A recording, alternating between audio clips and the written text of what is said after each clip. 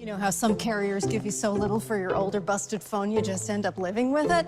I don't think so. Verizon lets you trade in your broken phone for a shiny new one. You break it, we upgrade it. You dunk it, doggy bone it, slam it, wham it, strawberry jam it. We upgrade it. Get a 5G phone on us with select plans. Every customer, current, new, or business. Because everyone deserves better. And with plans starting at just $35, better costs less than you think.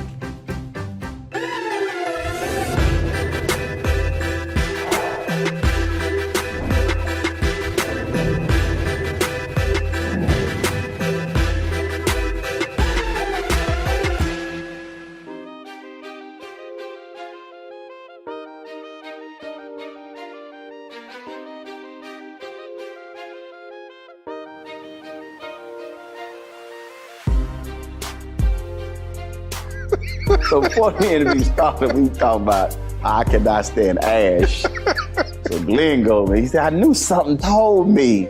I'm telling you, if I looked over and I saw some ashy knuckles, I'd been like, hold up. Get that bottle out of my bag right now. My wife won't let, she knew I was coming on the interview. Next thing I know, there was a travel bottle of Nivea. Hey, dog. Sitting right on the dresser. Okay, I got the message. Bruh. Yeah, I am. Okay, is this good? Can I go? You good. Can I go now? Yeah, go ahead. Can you write? We call them ash check. It's an ash. Not ass check. Not an ass check. An ash check. Okay. That's right. Check. You can't. I'm look. My nieces, my wife. Right. I don't care what y'all wearing. I'm gonna look at them elbows, ankles, and hands. That's it. That's right. That's it. Oh, Doc, how you doing? I'm good, baby. I'm good. It's good to see you. Yes, sir. Yes, sir. And you're looking good as always. You know, I'm just, y'all don't understand. Like, you looking clean. This is how he comes to the golf course. He's dressed like this on the golf course. You know what they say? Look, you can play well or look well. I prefer to play well and look well. Okay. See, I'm trying to hurt your feelings with the final score and the outfit. And the outfit. Right. In fact, I don't even like. It's so funny, y'all. So Glynn sitting in one of these tennis shoes.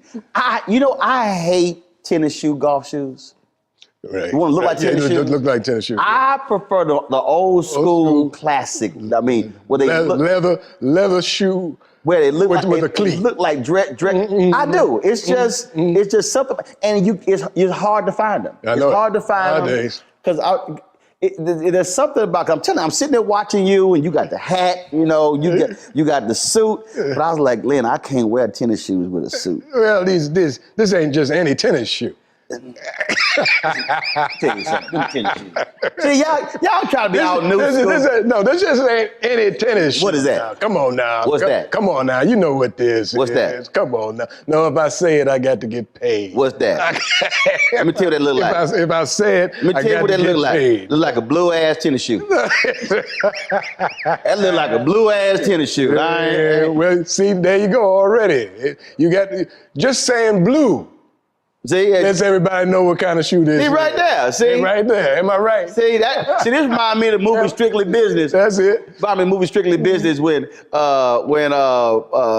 what's his name? Joseph Phillips was going to the club and Tommy Davis said, "Hey, what you got on?" He said, "This is a Brooks Brothers suit." He said, "Well, you would have put that shit on the outside. It looked like a gray ass suit to me."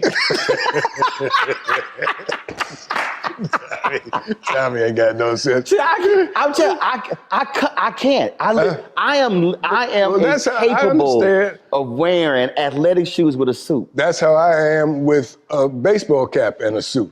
I'm the same way. I can't wear a baseball cap with a suit. That's very hard for me. I just think that I think so much of that goes back to how we grew up. You grew up East Coast. I'm New York. See, you can't. That's right. You can't come in here looking crazy. No, see, that's the thing I explain about black people. We may not grow up with a lot of money, but we gonna look clean. For sure. That was something. What was for you? Was that? Oh yeah. Family and friends. You didn't play. Hey, I was ironing my clothes at 9 and 10 years old. Starch. That's it. Yeah, are you kidding? Hold up, and you Argo. Come on, see, everybody don't understand creases. See what I'm saying? See, don't know how to line it up. No, got to know how to line it up. I was doing that at 9 and 10 years old. And then if you didn't line it up right, we gonna iron out the crease that the old crease. With the water, you gotta hit them. Come on, you gotta hit it with that water. See right there. What was that? What move was that? Y'all know that move. See, that's why it's hard for me. Mark Lamont Hill hit me. He said, "Bro," he said, "Man, have you ever just gone out?" He said, "Jeans and a t-shirt." I said, "Hell no." I said, "Bro," I said, "Man, that hurts my sensibilities." But you see, there's a difference between me and you. My most comfortable attire is one of the reasons I moved to California. Right. Is because I love just wearing jeans and a t-shirt. I'm that simple. I'm telling you, if you ever see me in jeans, that will be cowboy boots on. Well, you see me with them cowboy boots on. Oh yeah, You know that. Yeah, we know that. I don't have to go there on that. Right, we know that. But that's my most comfortable attire. Jeans and a t-shirt. I took some meetings out here. This was several years ago. And they all looking at me because I'm suit, tie. We got the pocket square. We got the color socks, shoes, polish. That's you. They got jeans, t-shirts on, and they that was here in California. Every meeting, every meeting. Yeah. And I'm sitting there going, and they looking at me like, y'all dressed up. I'm looking at them going, this ain't dressed up. Dressed up. I ain't got a hat. Right. This ain't dressed up. You didn't have a tie? Did you have a tie? No, I had a tie. You had a tie. But it wasn't like. You didn't have the bar. You didn't have a tie. Right. See, I didn't even put on the. I just had the iWatch. I didn't even put on the dress watch. Right. I understand. See, there's somebody watching right now ain't got no idea what the hell we talking about. They don't know nothing about no dress watch. That's right. They got no. What the two things do really, Glynn, irked me, and being from New York, I wanted this irks you. When you see a dude with some unpolished shoes. Oh no. Oh no, no, no, no, no, no, no, no, no, no, no, no, no. No. No, I don't care if you got on jeans. I don't care what you got on. You can wear short pants. I don't care, but you got to have polished shoes. Your shoes have to be polished. I used to polish shoes for a living. I was a shoe shine boy. Oh yeah, no, yeah, you can't. Yeah, you can't. I bet cats walk up and you looking like. Scuff marks. Right.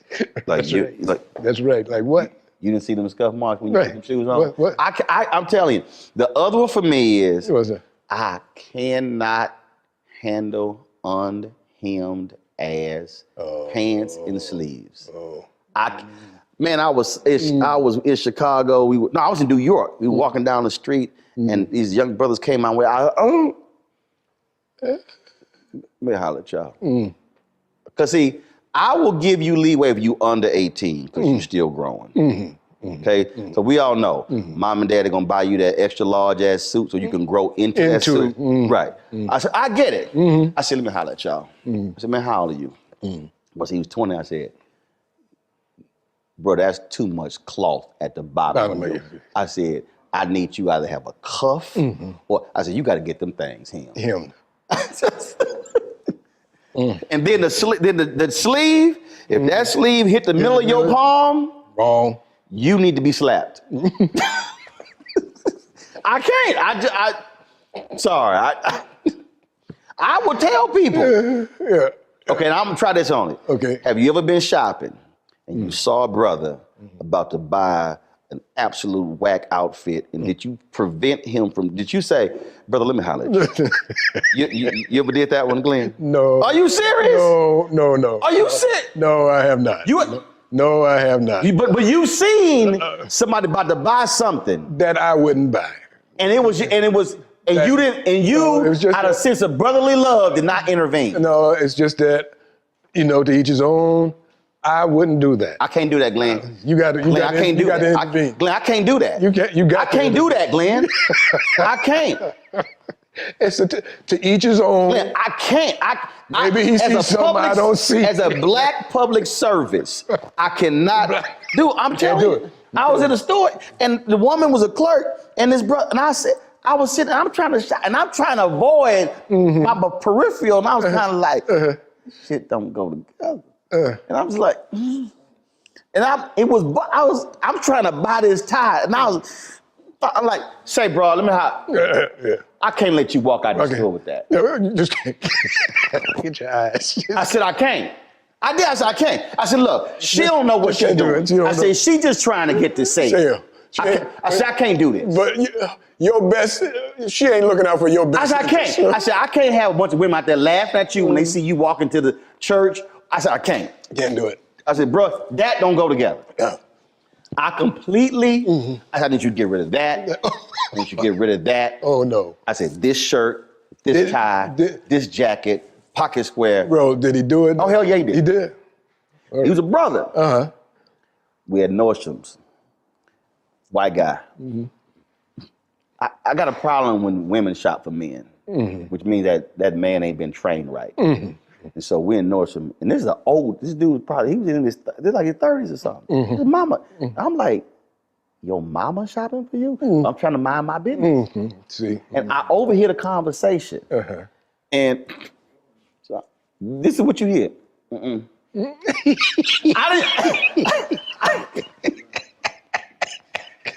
didn't mean for it to like get projected. Right? But he was thinking. But I was watching, and I went.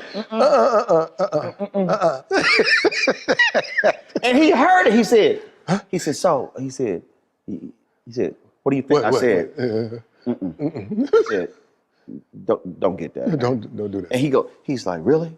He's like, well, my mom. I said, let me ask you a question. Your mama ever make any men's best dress list? He says, no. I said, I have. Put that shit down. You need to get that. See. I said, man, don't walk out there with that damn outfit right there. I said, I don't care what your mama say. That does not look good. Like, oh, man, she overheard She bought the look on. She was hot. I was like, don't listen to your mama. Get buy that tie. I'm telling you right now. I just couldn't. But here, I can't. Hey. Well, you see, you are one of our major custodians of style. That's, that just comes with being who you are. Everybody expects that of you. You see what I'm saying? Now, I might have got cussed out. See, but nobody gonna cuss you out because you know what you're talking about. I need help. I ain't gonna lie. Every once in a while, my wife will say, no. Oh, no. No, don't go out there with Really? that. Oh, yeah. Oh. Yeah, every once in a while. My wife got. No, she is. My wife has absolutely zero input. No. And I appreciate the help. I appreciate the help. I can't. In fact, she comes to me. Mm-hmm. We went on a cruise, true story. I know y'all probably like, when they gonna get to Glynn's career? We gonna get there. But he can't come here looking all clean and everything. Glenn, straight up, we shopping, so we go on a cruise. So we sitting in the store. Doc, now, this is me. Yeah. She trying clothes out. Right. Yeah. Do that. Yeah. Mm-hmm. So the sales clerk, she come over here with some stuff. I said, I'm sorry. Did I ask you to pick out anything? No. Your job is to take back what we don't get. I don't need your help with any clothing selection. I said, my daddy had me, my brother, and my sister go to the store and purchase clothes for my mama for Mother's Day and her birthday. I said, I was raised on patterns, colors. I said, on what looks good. I don't need your help. I need you to take that stack back. We keeping those outfits. Yeah, now that outfit look good. Go ahead. That one, yeah. Right. Wife ain't saying nothing. She's like, I'm like, baby, I don't need your help. I just need gone. I take that stuff. That's it. Because they think we don't know what we doing. Because they run up on way too many men who walk in the store. You look good. Cause see, I had a black man who was like, son. He wouldn't let me walk. He wouldn't let me walk out the house when it was in style where you had penny loafers and no socks. He said, no, your ass ain't walk out the house with no socks on. No, you gotta put socks on. So we put the socks on and we took them off. We got in the car. We went, but he was like, your ass ain't walk out the damn house with no socks on. Oh, and a belt. Dog, we literally had a sock check, a belt check. He looked over the whole lot. Yeah, we can go to church now. Oh yeah. See, so that's hey, that's in your DNA. That's how I was raised. And Glenn, one of the greatest moments ever in my life was taking my dad shopping for Father's Day. The role reversed. I picked everything out. We in the store. And so I was like, he's like, oh, the blazer good. I said, blazer look good. Okay, this combination shirt. So the sales dude, I said, I need you to go get that tie off that mannequin across. He said, that's not gonna match. I said, I did not ask your opinion. I said, go get that tie. So he brings it back. I put it with the shirt. I said, do you see how that color in the stripe in the jacket, it got pulled out? I see, your ass didn't see that. I did. So so here's my daddy standing there watching me put the jacket, the shirt, the tie, the pocket square, and the cufflinks together. And he looking like a proud dad, like, that's exactly what I was doing. See? So he saw the fruits of his labor. That's beautiful, baby. It was too much fun. Well, that's what I said, baby. You the man. We in your wheelhouse.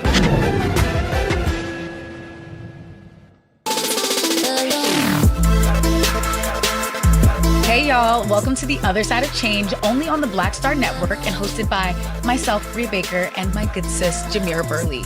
We are just two millennial women tackling everything at the intersection of politics, gender, and pop culture. And we don't just settle for commentary. This is about solution-driven dialogue to get us to the world as it could be and not just as it is. Watch us on the Black Star Network, so tune in to The Other Side of Change.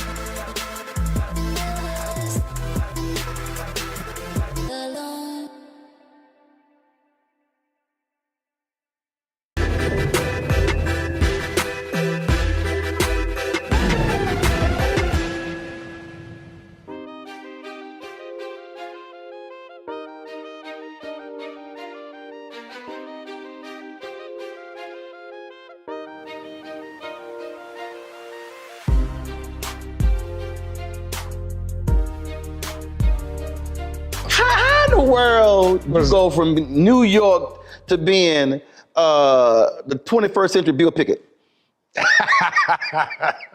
Really? You ain't like you grew up in Birmingham, somewhere in Georgia. No. I was talking to somebody, said, man, they said the cowboy. They said, all the Hollywood cowboy is Glynn. I said, Glynn has from New York City. Harlem, New York What? City. Harlem. Ain't no manure nowhere in Harlem. How that happen? Well, hey, baby, you know, the short answer is because I wanted to. You know, I wanted to be a cowboy, you know, ever since I was knee-high, you know. And I used to play hooky, go to the stables down there on 60-something Street in Central Park, right off of Central Park, and shovel manure. And the man would let me ride his horse. I clean up them stalls. And I just always wanted to know, hey, I'm gonna fast forward. You're a lucky man, you grew up with your father who instilled a lot of stuff in you. I didn't know my father coming up. Later, I got to know my father after I became a young man, 19, 20. And started learning about that side of the family, his side of the family. Come to find out, his father, my grandfather, who I never met, had horses and land, property. So that was in your DNA. It was in my DNA. He was a man from Georgia. The family, the land is still in the family. And it was in my DNA because, as you know, I've got the ranch and horses and all that, but I did all that before I knew that family tree line. So it all came kind of natural. What is it about, both of us love golf. We played together. Y'all gonna laugh. I had the music going. Glynn was like, we gotta turn that music down. Cause I can't have soft music. No. Yeah, well, no, well, yeah, See, but if there's a volume limit on the speaker. you got everybody out there like this, over the ball. Come on, but golf is rhythm. Come on now, come on, it's rhythm. But at some point you got to focus on, you can't be listening to Oh, Luther. yes, you can. Because it's all about, first of all, it's also, you know, see, part of the problem, this right here is part of the problem with the golfers. They sit there, you know, they're like, you know, they're all rigid and everything, and they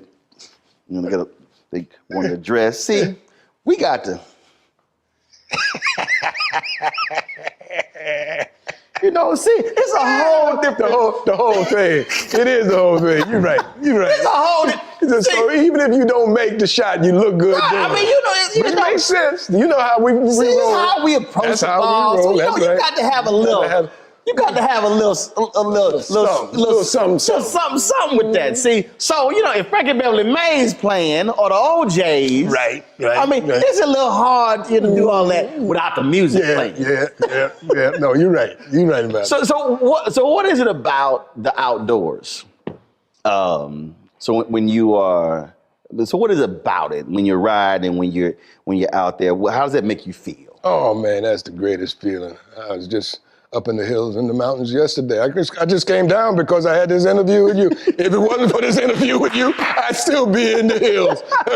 My son and I took a ride yesterday. Dad, I found a new trail. I want to show it to you. I said, saddle them up. Let's go.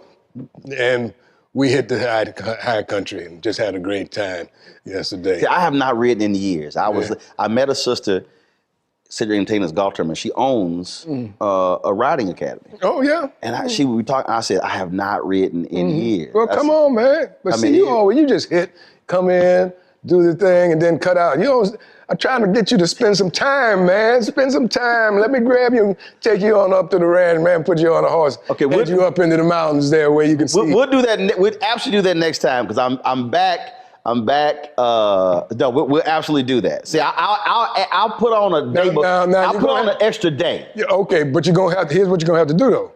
You know you're gonna have to wear some jeans. But I told you that ain't a problem. Okay. Because I'm gonna have cowboy boots. All right, as long as you're up there, you ain't up there in that seersucker suit. Now, then again, I can wear some boots with a seersucker and still be clean riding that horse now. You know. Can't take you nowhere.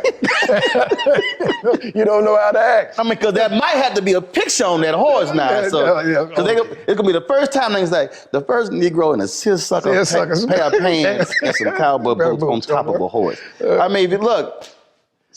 If you want to rock it, it's you, baby. But I'll do it because I got about 15 pair of cowboy boots now. I'm native Texan now. All right, yeah, because you're from Houston, right? Born and raised. Yeah, all right. Born and raised. Yeah. Born and raised. All right. So how did you? So here you are. You're in Harlem, and then this love affair with horses.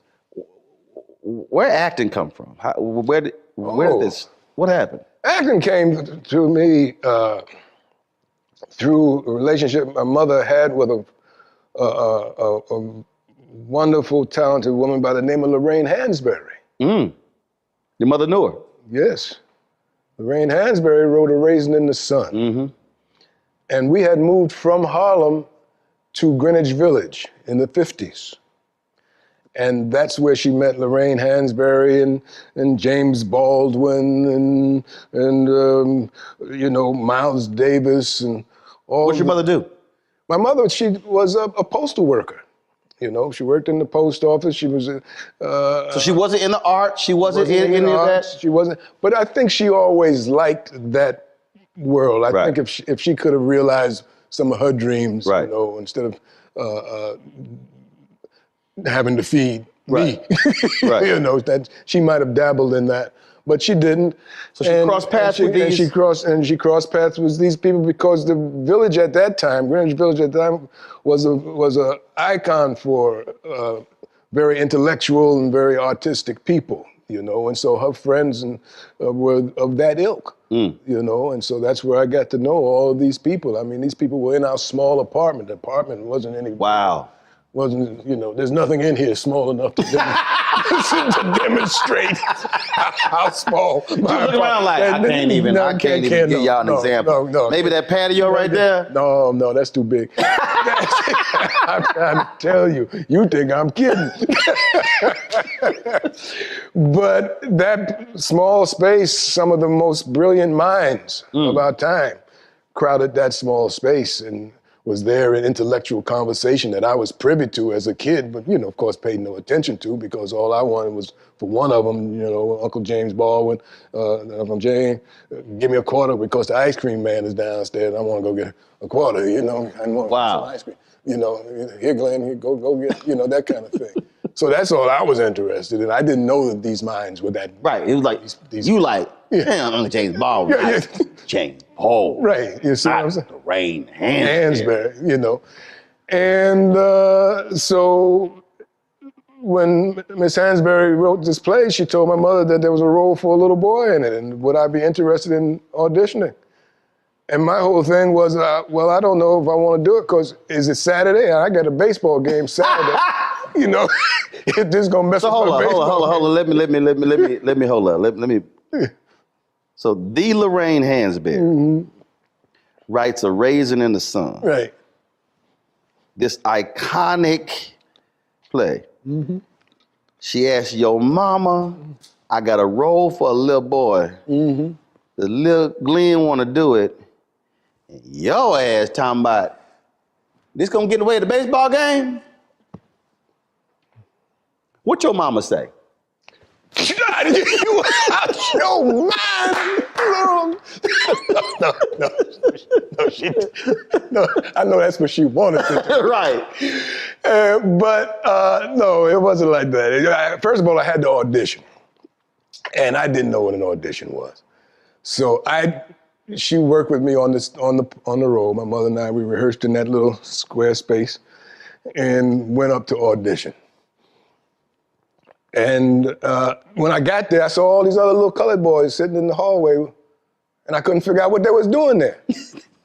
Because there's only one little boy in the play. I read it. That's me. So you like the job, man. What y'all here for? What y'all here for? And so I didn't know until afterwards that everybody was trying to get that part. Wow. And got it. I got it. Because you got an inside track. Well, I had an inside track. Aunt but Lorraine sitting at in your little box. Absolutely, because it ain't who you know, it's who knows you.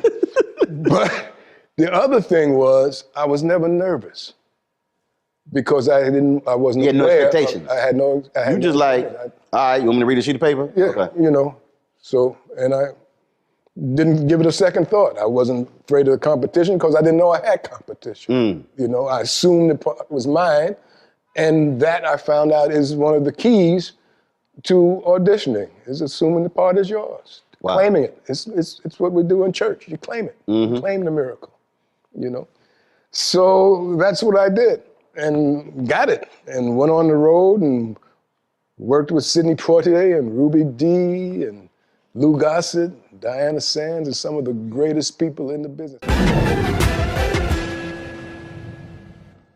Hello, I'm Isaac Hayes III, founder and CEO of Fanbase. Listen to what I'm about to tell you. The window to invest in Fanbase is closing. We've raised over $10.6 million of our $17 million goal. That means there's room for less than 6,370 people to invest in Fanbase for the average amount. The minimum to invest in Fanbase right now is $399. That makes you an owner in Fanbase today. Go to startengine.com/fanbase to invest. Why? Because current social apps have taken advantage of users for far too long, with content suppression, shadow banning, harmful racist content, and no real tools for monetization and equity. Fanbase has over 1.4 million users and counting, allowing anyone to reach all their following and monetize their content from day one. Social media is the new TV, and whoever owns the apps that distribute that content have the opportunity to own potential billion-dollar companies. While big platforms with uncertain futures are failing to serve their users, Fanbase is stepping up to fill the gap. Don't wait until it's too late. Invest now, invest for yourself and your future. Go to startengine.com/fanbase and own the next generation of social media.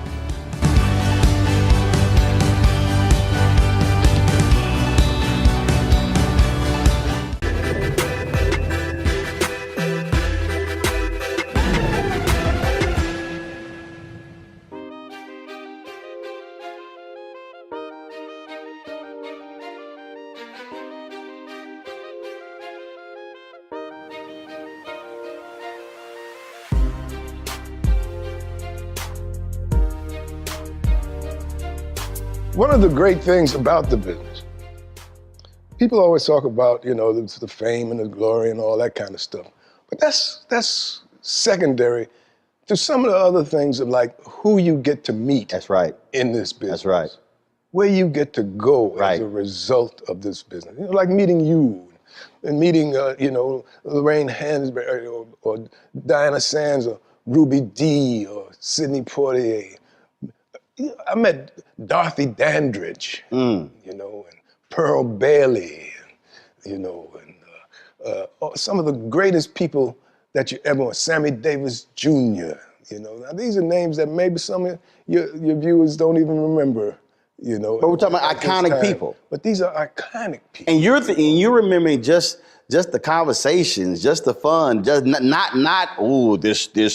this the work, but just the stuff that's off screen. Yeah. Stuff. So my character's name in the play was Travis.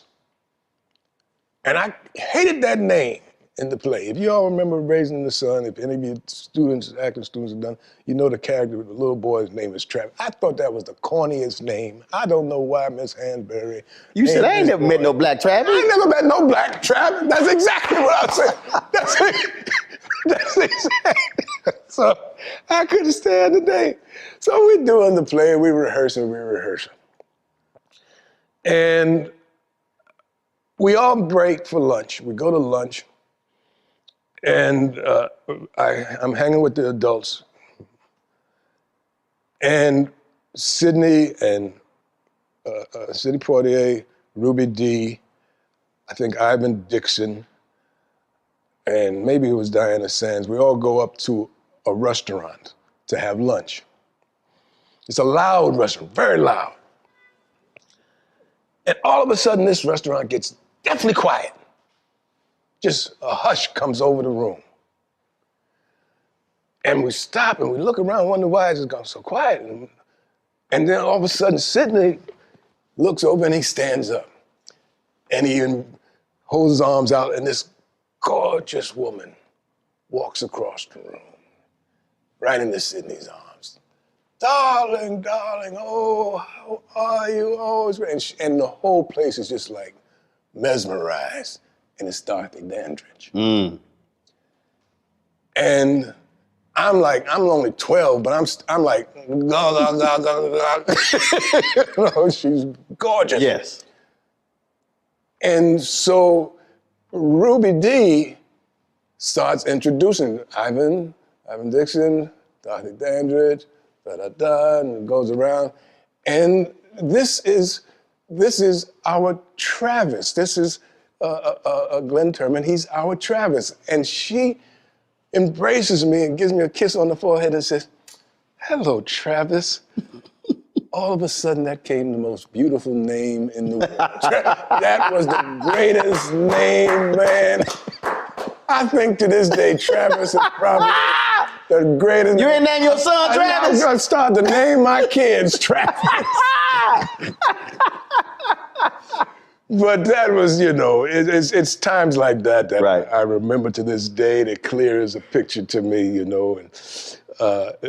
some of the icons that I've had the great fortune of meeting. Well, that's how it was when we talked when Cicely Tyson passed. Mm-hmm. When you told the story, and I cracked up laughing when you said, was it you tried to sing, and Cicely was like, "Don't do that."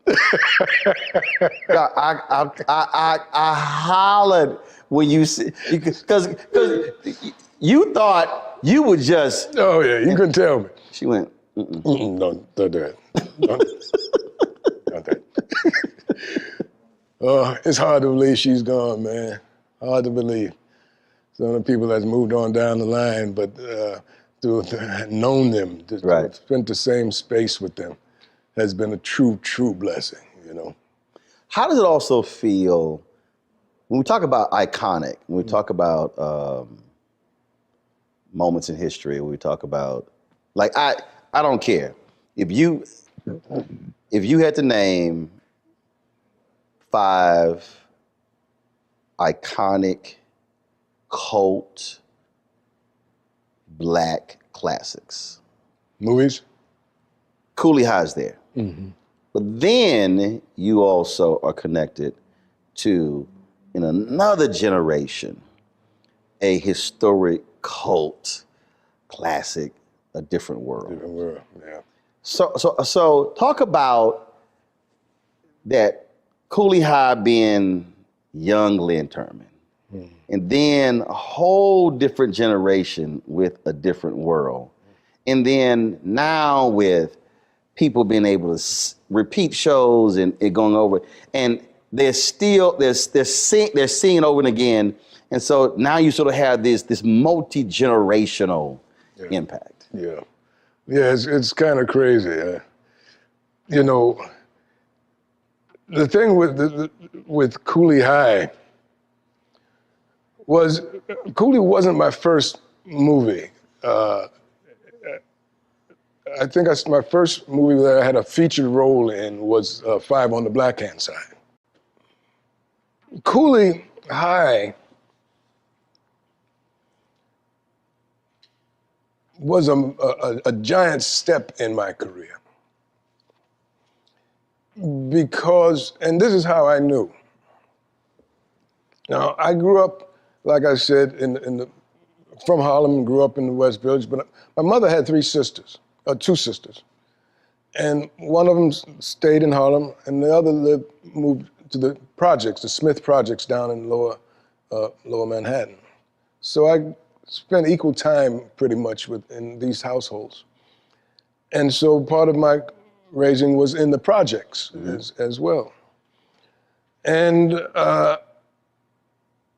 had been in a couple of TV things and so on and so forth over the years. So the kids in the neighborhood and the projects, they kind of knew that I kind of dabbled in showbiz.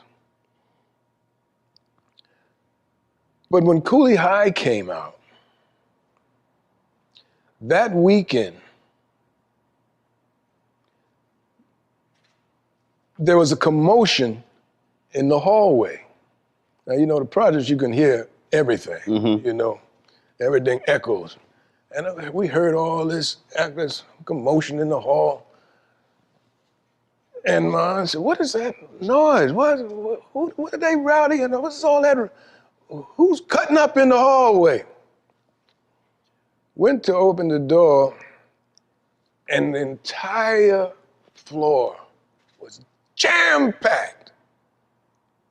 People all up and down the hall, all down the stairs and everything. Preach, preach, preach, we want your autograph. I said, what y'all talking about? Jimmy, nigga, what you want? What you doing here? All of a sudden, I had gone from this person they know, everybody knew me in the project, to this other person, to preach, you know, and to Cooley High. All of a sudden, the whole dynamic of my existence had changed as a result of that one film. What do you think it was? Because it told their story. Right.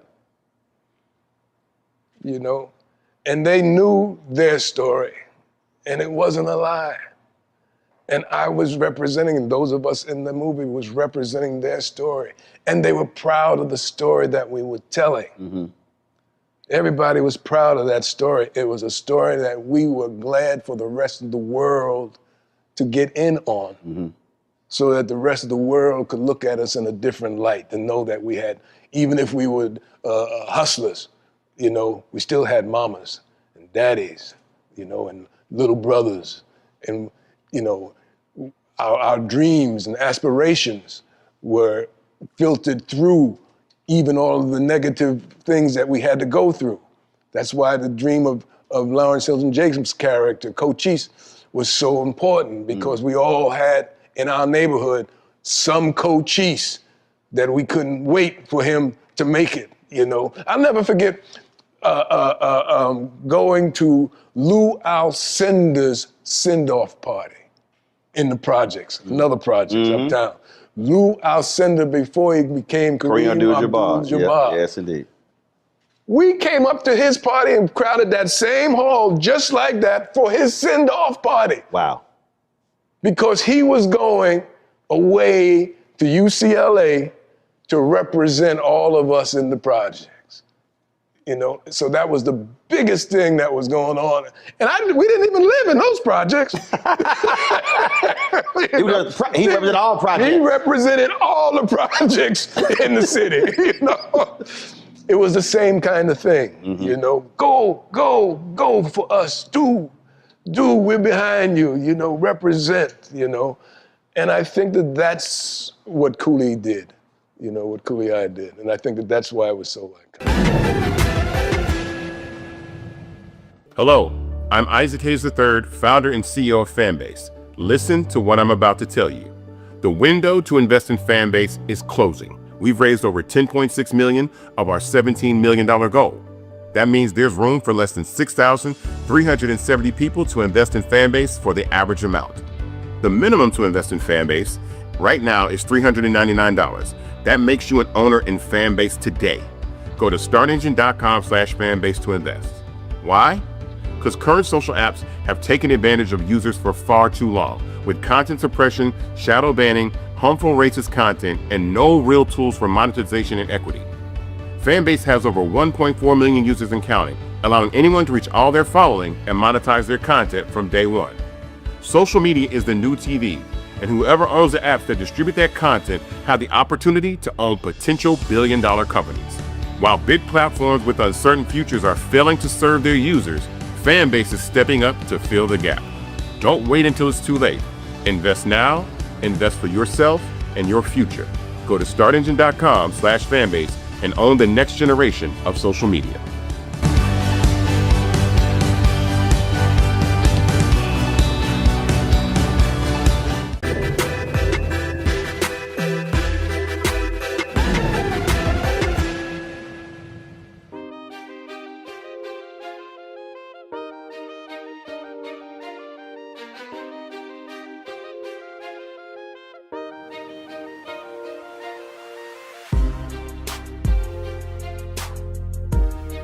So I have again, people who come on my show, that there are 5 movies that if they have not seen, they can't come back to do my, straight up. Really? I've had people come, if you ain't seen Coolie High or Car Wash, you cannot come back and do my show. Yeah. Unless, I pull black cards. I do. I'll bust you on the show. I say, you can't come, I would tell them, you cannot come back on this show unless you have seen these 5 movies. Yeah. That's it. And so Coolie High and Car Wash are 2 of those movies. I tell them, I said, no, I don't care. They like, Coolie High, man, that's so long ago. I was like, y'all still see Casablanca? Yeah, you see? You see? I said, I don't want to hear that. That's right. I said, no. I said, so that's one of them. When you think what, and before I ask the question, I'm quite sure it's going to be something a lot of us haven't seen. I ask music artists all the time, when I ever ask them what's their favorite album, typically it's an album that a lot of people didn't hear because it meant something to them. For you, what would you say, all the things have you done? Movies, television, stage, all of these things. What was the most satisfying and fulfilling role for you?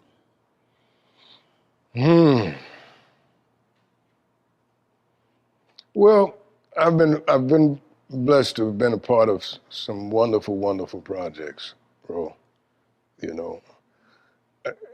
started out with Coolie, which was a satisfying, wonderful role, and it had a combination of everything: comedy, adventure, tragedy.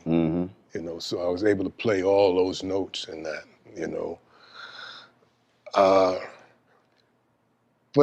and of course, Ma Rainey's Black Bottom is a wonderful piece to be a part of for various reasons, A Different World, the character Colonel Taylor put me in a special place because I can't tell you how many people have come to me and said, if it wasn't for you and A Different World, I wouldn't have gone to college. So to be a part of that legacy is heartwarming, But I'll tell you, Ro, and I don't know how it's going to come out, and I don't know yet what impact it will have, but I know the impact that it's had on me.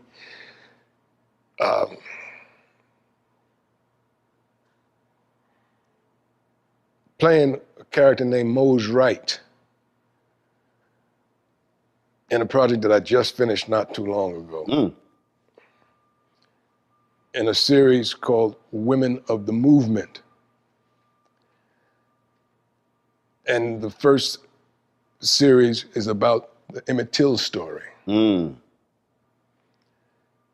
it's told from his mother's, Mamie Till Mobley, point of view. And I get to play Mose Wright, his uncle, who was responsible for him going down to Mississippi from where, and whose home he stayed in until he was dragged out of his home and defiled the way he was. I tell you,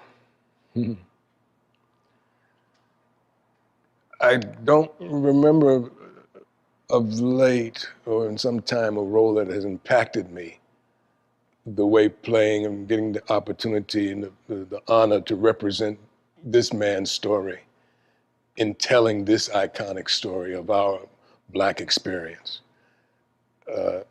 We had 4 women directors that were just amazing, and a script that is amazing, and I can't wait for your public to see this story. Please do not miss Women of the Movement.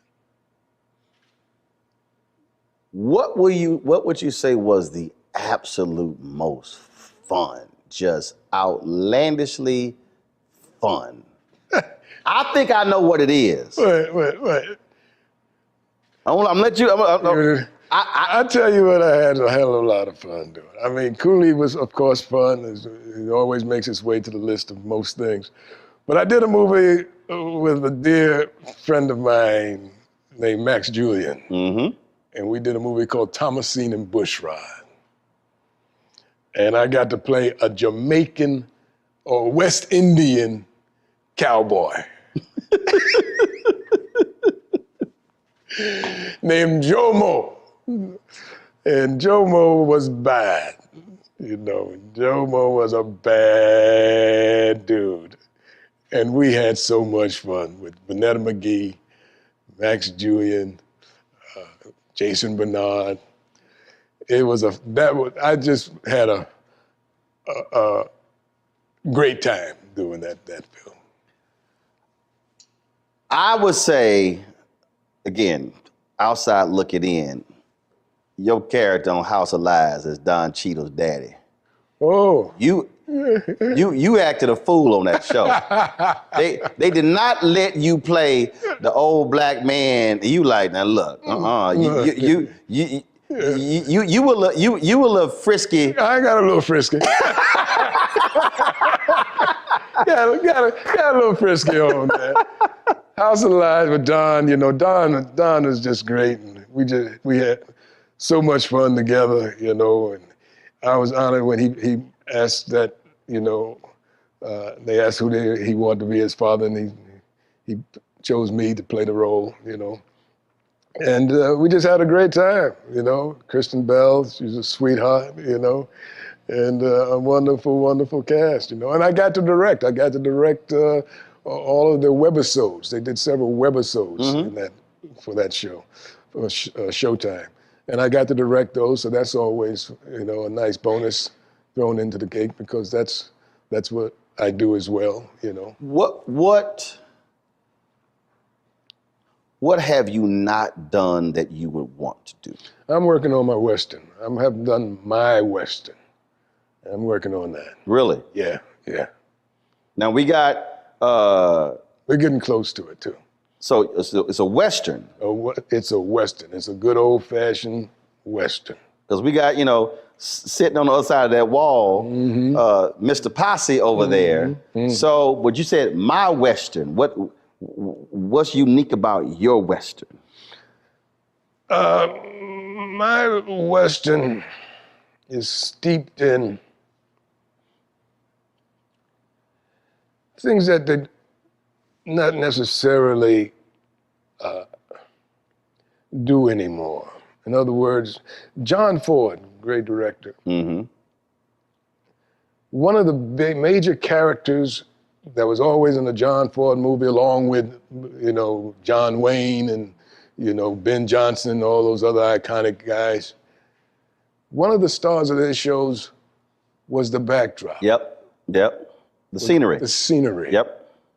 Was the life on the range, was the dust, was the wind, you know, was the grime, were the twisters and the tumbleweed and all the things that, you know, if you ever spend any time on the range, you've got to come to terms with. You know, those elements will interfere with your plans, enhance your plans, destroy your plans, put your plans on hold. You know, You're at the mercy of the land. You're at the mercy of the land, you know. And that's grit. That's true grit. And when I do my Western, that's part of the world that I will be addressing. You say you're close. I'm close. For a person out there who is in this business, who wants to be in this business, what do you tell them that they must have in order to make it not a quick, successful career, but a long, fruitful one? What do they need? My quick answer to that is an old saying I've got. It goes, a lean dog runs a long race. But all I mean by that is try and carry as little baggage as possible. especially up here. Don't give yourself any unnecessary baggage, because first of all, you never know when opportunity will present itself. So you've got to stay ready to keep from having to get ready. Mm-hmm. And if you've got to... Right. It's clutter. Okay, get all that clutter out of the way. It's hoarding. The chance is gone. It's hoarding. It's hoarding. See, I tell people, I'm not a sky cab. I don't carry luggage. Yeah, see. See. So I tell people, I don't carry luggage. I don't, because because not only does it weigh you down, it then everybody around you, and I think it prevents you from thinking. It prevents you from making clear decisions. Or to me, baggage affects my creativity. It gets in the way. So that's, I mean, some of my folks I work with, they're like, man, you don't care about other people around you. I said, no, that's not true.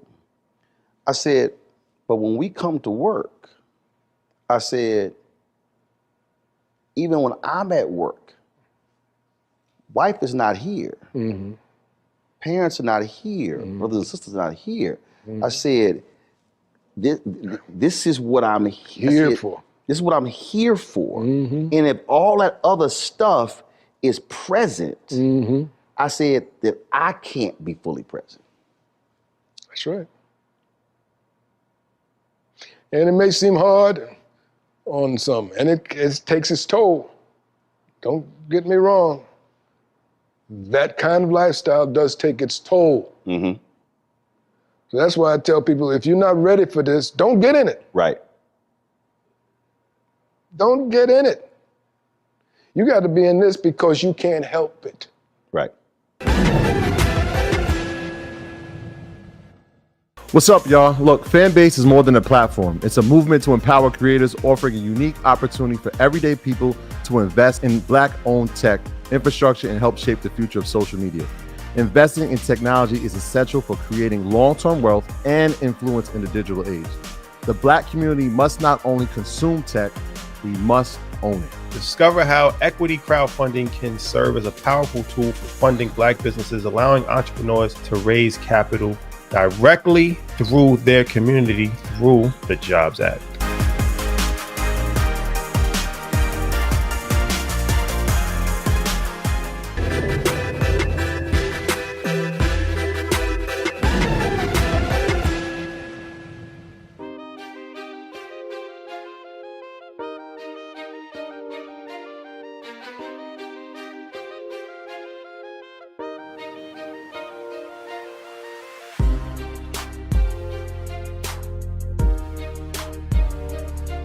Tashina Arnold said after Martin ended, she said it was another decade before she got another sitcom.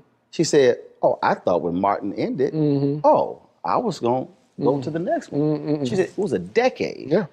So for you, how have you dealt with, for lack of a better phrase, how have you dealt with rejection or no? How have you dealt with someone saying, you're not the right fit for this particular part? What got you through those moments? Well,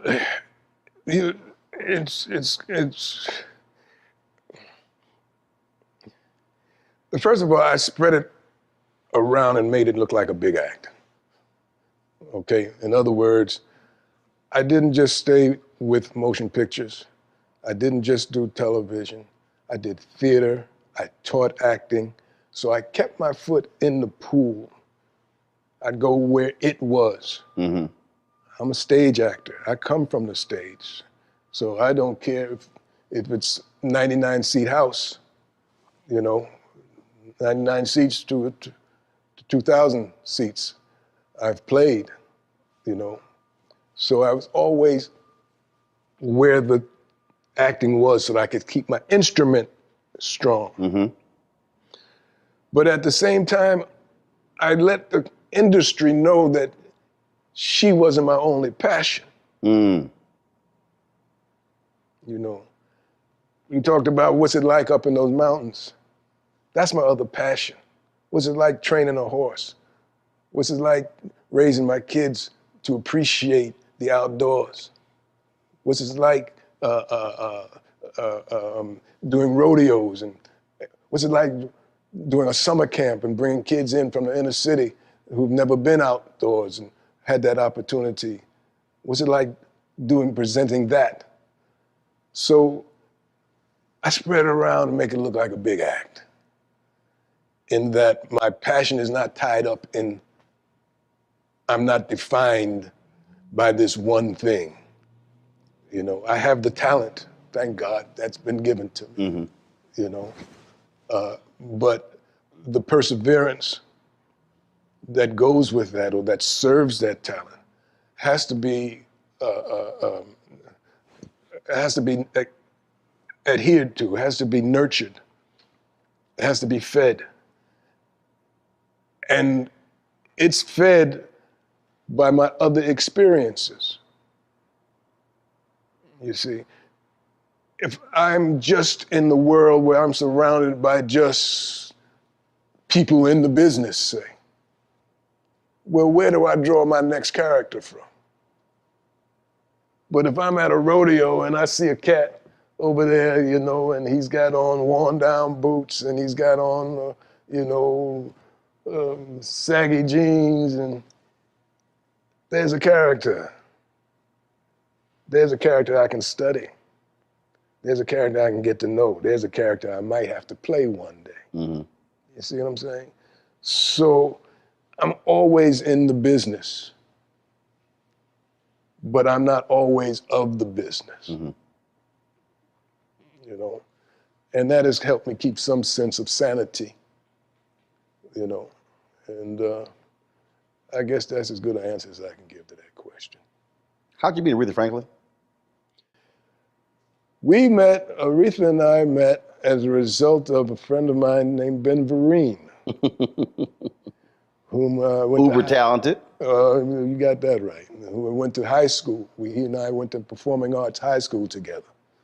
The Performing Arts High School is now called LaGuardia. Back in the day, it was on 46th Street. And Ben and I went there. And we remain friends to this day. And he was performing at a benefit for Jacqueline Onassis at the Mark Taper Forum here in LA. And asked me if what you doing? I got a show tonight. Let's do it. You know, we roll. And while he was preparing in his dressing room, I stepped out and there was a young man standing near the stairway, and he recognized me. He said, "Oh, Glynn Turman." And he said, I said, "Yeah, how you doing?" He says, "Oh, my mother just loves you." You know, Cooley had been out and so on and so forth. I said, "Oh, great." I said, "Who's your mother?" He said, "Aretha Franklin." I said, "Oh, whoa." I said, "Well, where is she?" She said, "She's up here. Come, let me introduce you." And he took me backstage to her dressing room. And she was standing in the mirror in front of, you know, the lights go around the star mirrors, and dressed in white and getting ready to perform. And she was standing up and she saw my reflection in the mirror, and she gave a little, you know, and I gave a little, The mutual admiration. Oh yeah, for sure. And we met, and there at the theater that evening, and she expressed at that time that she wanted to. She had moved to California, and she wanted to take lessons in acting. She wanted to do some acting. And I was, like I said, I teach. Right. You know, I've been teaching for 12 years. You know, and so I said, well, I teach acting, and if you want, come down to my classes. I didn't think she was going to come to the class. And one evening, Class was very disruptive. They were all at the window. You know, "Hey, get back here. You know, come on, we got a class. What are you doing? A limousine just pulled up. You know, a lady got out in a fur coat. I said, could this be? And sure enough, she walked into the class. And my first reaction was, you're late. And You told the queen she was late. she was. You wouldn't let her know I'm a teacher. I'm serious. And I think that's what she came to find out. Was I serious? And I was. And so we became serious. Serious enough when you got married. That's as serious as it gets. The queen was special. We had a relationship. She was a news junkie. And man, she would text me. First of all, and she also was a night owl. My God. I'm in the bed, and mind you, I'm on live at 7 a.m. My phone rings, it's 12:45. I'm like, me and my wife in the bed, I'm like, now mind you, I had to get up at 3. I'm like, who the hell is calling me from a 248 phone number? I was like, answer the phone. Roland, Aretha. Oh, that segment you on tonight, she just started talking. I'm trying, now do I need to tell the queen my ass is asleep? Then I go, well, it is the queen. So I guess I better get the hell up and talk. Man, that's how it was. But people don't realize how great she really was, how diverse she was, you know, and how smart she was. Yes. Very smart, you know, very astute, you know, and hilarious, you know, really had a funny bone that was really. But also loyal in the sense that, she came to Constitution Hall in D.C. And my nieces wanted to meet her at a speech. And so she said, Roland, you coming to the show? I said, Queen, I said, I got a speech, I don't pass up checks. And I said, but my nieces would love to meet you. So she said, it's not a problem. So she said, I will leave, because my wife is also a Delta, she said, I'll leave 3 tickets, no problem. So I get a speech, and so late that night, I hit my wife. I said, hey, how'd it go? She said, well, they never got a chance to meet them. Like, what happened? She said, well, Michelle Obama, First Lady, came to the show. Attorney General Eric Holder came to the show. And then Secret Service cleared everybody out backstage.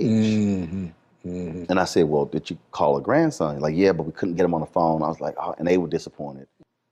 Saturday, phone rings. Roland, Aretha, Queen, how you doing? What happened to your nieces? Well, my wife told me, Secret Service, she says, what'd you say? I said, well, Secret Service cleared everybody out.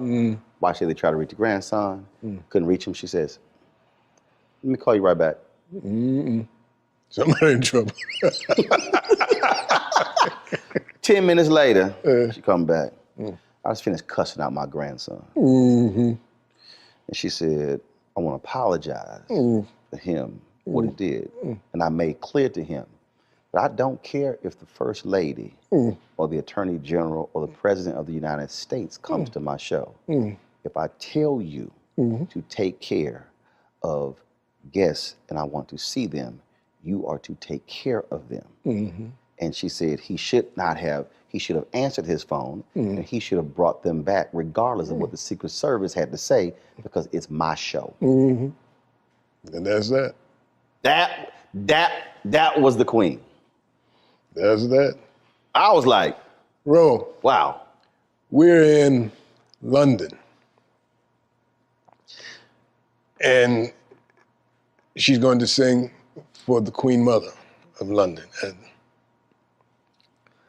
Lady Di, Princess Charles, and a jam-packed house. Sammy Davis is hosting the show. Queen Mother is in the booth up there. Place is jam-packed. And Sammy comes on and he says, ladies and gentlemen, you know, you have your royalty here. Queen Mother, Prince Charles. But we have royalty in America as well. We have the Duke of Ellington. We have the Count of Basie. And ladies and gentlemen, we have the Queen of Soul. So Aretha Franklin brought the house down. Wow. That's how he introduced her. Wow. Brought the house down. The Queen Mother and everybody had to stand up. The Queen Mother had to stand. See,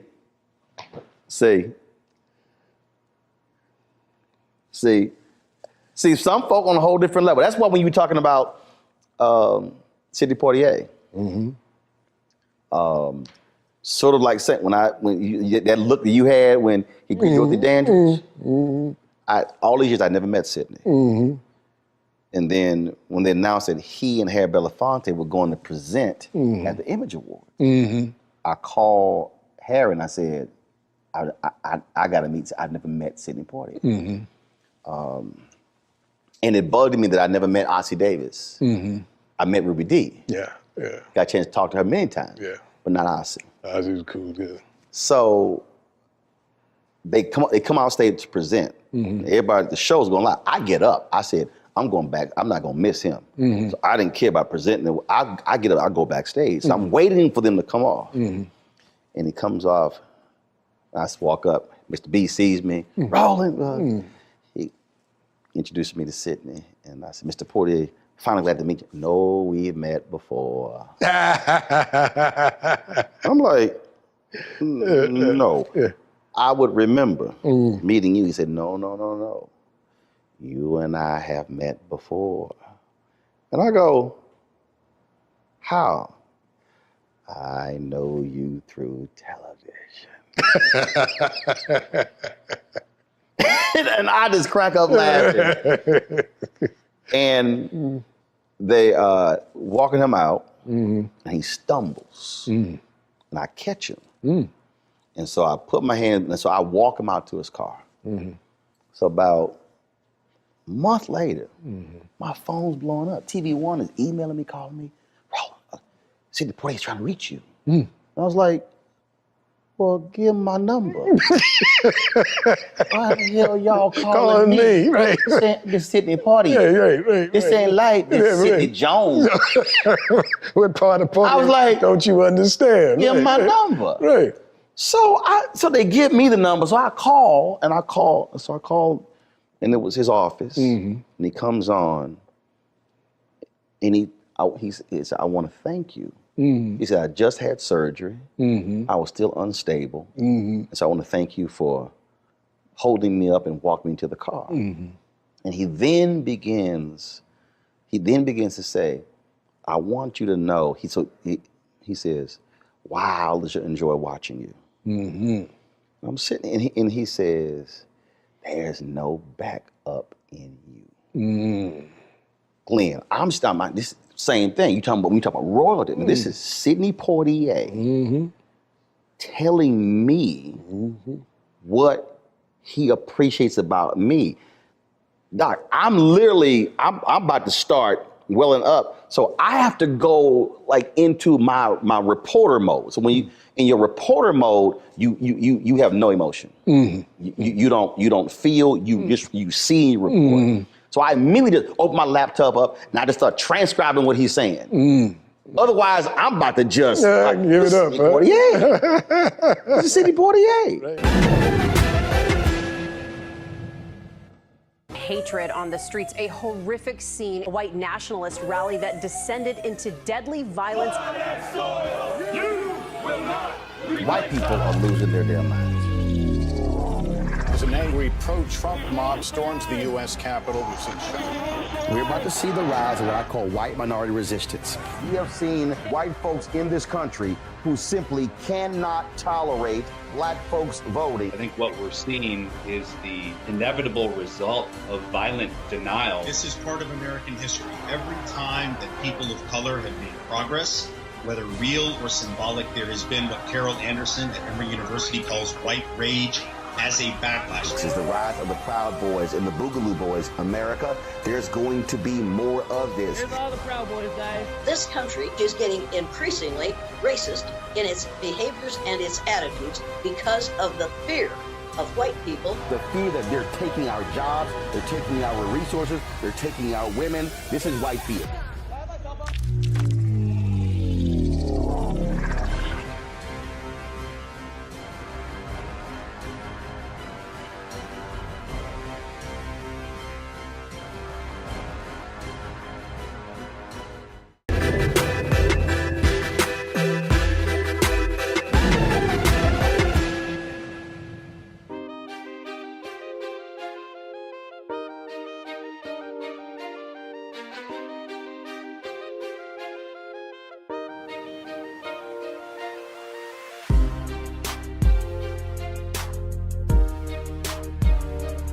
When you described going down that hallway in Cooley High, when you talked about people coming to you with college, talk about what black love feels like. When what I just described with Sydney, when it's happened to you, when people, and you don't know, and you've never met, and they embrace you and hug you. I don't think folk who aren't in our position really, there's nothing like that. Nothing like it. Love. Nothing like it. Nothing like it. You know, I was just talking with my friend publicist over here, and Lillian was saying, "Boy, you know, this Ivy Park campaign that you're on now, you know, has really blown up. You know." I said, yeah, I said, it has. I said, you know, and I'm not big on Facebook or Instagram. I don't even have an Instagram, you know. I said, I do have Twitter. I said, God, all these followers and tweets and retweets coming. My God, you know, they just keep coming now. So she's saying, yeah, a whole new generation is being introduced to you through this campaign, you know. And it has been. And some of the things that are being said are so touching because they're saying, you know, we want to give you your flowers now. You know, you've been in this a long time, which I have, you know, and they're saying that I represented them well. And there's no amount of money that can buy that kind of gratitude. You know, that and the feeling that I have as a result of hearing that. So that coming, and you know, if it's coming from your people, that's right. That's like, or I feel like saying, look, Mom, on top of the world, you know. You know, it's special. For me, I've had the joy of having both of my parents here. And them getting to actually experience it. Yeah, you're a lucky man. And that's the thing, that is probably what I really appreciate. So look, I had parents who never went to college. 5 kids, never made collectively more than $50,000 in a year. And to be able to see it, experience it, see your son people do come his up thing. to them and say stuff. That for me a lot of times is even more important than when. Absolutely. To me, that they get to feel that and experience it. Absolutely. Well, my mother put me on this track. As I told you the story is how that happened, you know, and she didn't live to see the outcome, you know. But I know she sees it from where she is, you know. And I just can't. She's of course in my heart always, and I'm always mindful of that, you know. Last question for you. As you were just talking about that, Quentin Tarantino recently gave an interview where he said he will never do anything for his mother. Never what? Never do, because... Anything for his father? For his mother. For his mother. Because when he was young, she said he would amount to nothing through his writing. And he said he yelled at her, and he said it was painful to him that his mother would say that. And he said, I would never, I think he said he bought her a house, but I would never do anything more for her with that. You talked about your mother and what sitting with her and going over those lines for your audition and what she introduced you to. As a final point, there's a parent who's watching, and that parent has other intentions for their children, but they don't fully embrace what that child is passionate and wants to do. Talk about just the value of a parent, not saying what Quentin's mother said, but a parent saying, baby, if that's what you want to do, I'm going to help you get there. How important is that? Well, I've been on a couple of ends of this, being a parent myself, grandparent, and having been a son. Now, like I said to Mom, I got a baseball game on Saturdays. You know, if it gets in the way of the baseball game, I can't do it. She explained that it could interfere with the baseball game. And you loved baseball. And I loved baseball. Jackie Robinson, don't forget, I'm from the Jackie Robinson generation. Everybody wanted to be Jackie Robinson. She said, you know, there's that actor that you like too, there's Sidney Poitier fellow that you like in the movies. You know, he's going to be in it. You know, I said, well, you know, I don't know, Mom. I said, we got, you know, with the PAL. You remember the PAL? I don't know if you remember PAL. I'm familiar with it. Police Athletic League. And so that was important to me. So she never said, you know, you got to go do this, blah, blah, but she made it attractive. She said, well, if this happens, we might get to go on a train and travel some other places. Now, I also was very curious kid and wanted to travel. You know, that was a passion of mine as well. So she found a way to influence or point out what could be the beneficiary. Expanded your horizon of the opportunity. Exactly. And I also knew that we were in dire straits in terms of financially, you know, that things were not as stable as hopefully they could have been. And that there was this element attached. So for a parent to know how to present a situation, an opportunity to your child, you know, is very important as to how you approach that, you know. And the one thing you can't do, and I learned this, is you can't want something for someone more than they want it for themselves. That's right. They've got to want it. They've got to want it. You know, that can be a dire mistake, you know. So in presenting the things that the opportunities that I liked, you know, oh yeah, get to travel. And that was one of the high points of the whole thing for me, was going on the train, got to go to Chicago, got to go to New Hampshire, got to go to Philadelphia, you know, and that whole thing, and looking out the window and seeing the country go by and the whole thing. These are things that I still remember. You've certainly have had your dreams come true, and maybe a little bit more than that. So whether it's acting, whether it's been a cowboy, whether it's been a big-time golfer. I've enjoyed it. Glynn Turman, I appreciate it.